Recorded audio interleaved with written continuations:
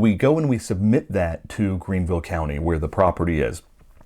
And we submit that to Greenville County, and they come back to us a week later and they say, hey, just so you know, in South Carolina, if you do more than 50% of the value of the property, the structure, in a rehab, everything has to be brought up to code. Now, we know that because we ran into that a couple of times, but we ran into that recently on our Charleston rehab. We had to bring that one up to code because it had a fire, and we bought it like $225,000.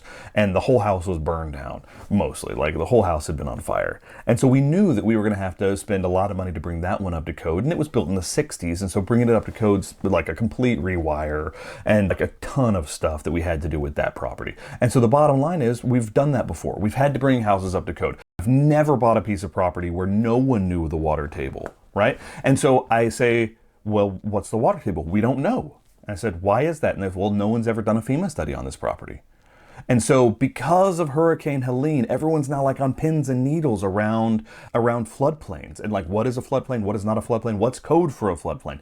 And so they're saying, hey, no one's ever done a FEMA study on this property. And I said, cool, we'll go ahead and do a FEMA study.